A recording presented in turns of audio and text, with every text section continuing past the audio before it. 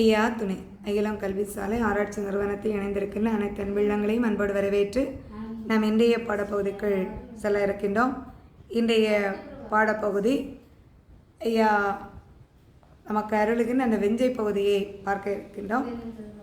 அந்த விருத்த பகுதியின் தொடர்ச்சியாக துவையல் தவத்திற்கு மக்கள் வருகின்ற போது எவ்வாறு தங்களுடைய உடைமைகளை எல்லாம் விட்டுவிட்டு வந்தார்கள் என்ற விருத்தத்தினுடைய தொடர்ச்சியை இங்கே பார்க்கின்றோம். விருத்தம் கொண்டன மனதில் பூண்டு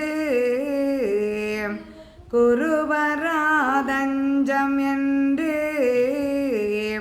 பண்டு நல் துவாரகை பதியம் வடவாசல் தன்னில் வந்து தொண்டிரை வாழ்வு சூழ்ந்த ஜகற்கரை தனிலே வந்து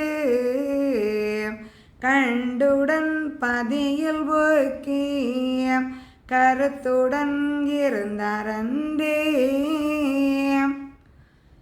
ஐயா வைகுண்டரே தஞ்சம் என்று இறைவனுடைய பாதாரத்தில் அங்கே இடைக்கலமாகி வந்த மக்கள் பண்டுனல் துவாரகையின் பதி வடவாசல் அங்கே, அதாவது வாகைப்பதியை தேர்ந்தெடுத்து அந்த கடற்கரையிலே இருந்து வன்னிமர சோலையிலே அமர்ந்து தவத்தை மேற்கொள்ள வேண்டும்.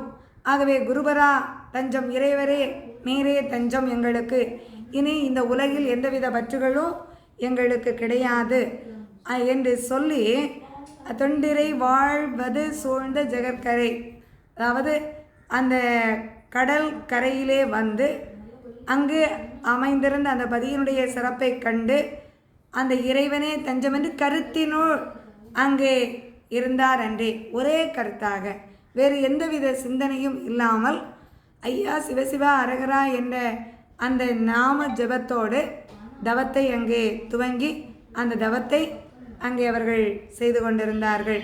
ஐயா உண்டு.